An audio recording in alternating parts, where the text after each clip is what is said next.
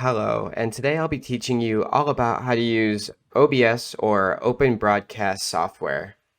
And OBS is a software tool that allows you to stream or record your computer screens or other tools to the internet, and it's super easy and free. So that's one reason why I think it's such a great tool. And so to start, you'll just be going to your browser and type in OBS, and it'll take you to the download page. And from here, to get started, you'll just need to download it on your specific platform like Windows, Mac OS, or Linux.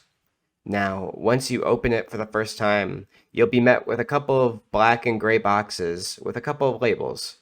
This black box in the middle of your screen is called the preview, and what the preview shows is pretty much anything that you are currently displaying on screen. And this could be your laptop or computer's desktop screen, it could be a game on your console, and it could even be your webcam or other external cameras that you've attached to your computer. Now, to start showing these things, you'll need to go down and start creating some new sources. And to do that, you'll be clicking the plus sign and then deciding which it is based on what you want to be showing on screen. So, for instance, if all you want to show is your desktop screen, you'll do plus and then create a new display capture.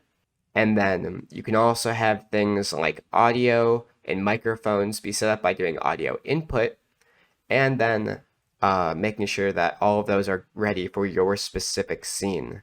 And speaking of scenes, they can be different collections of sources, and then you can switch between them whenever you need to use a specific grouping of these sources.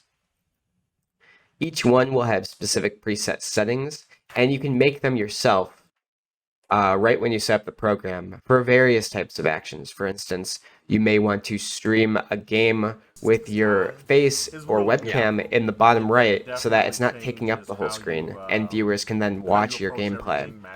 You may want to have another scene where it's just the webcam and it's taking up the entire screen, and you may want one where there's no webcam at all and it's just showing whatever media is going on in the background, whether it's on your screen or some other camera showing that. Something else you can do with this program is stream. For instance, if you'd like to stream to any social media, you have to first decide whether you want to stream to YouTube, Facebook, Twitch, or some other website. Once you've figured out where you want to start streaming, the next step and final step is to start streaming, which you can do just by going into the bottom right of OBS, make sure your stuff is ready to go, and click Start Streaming. I hope you found this video helpful and enjoyable. Thanks for watching.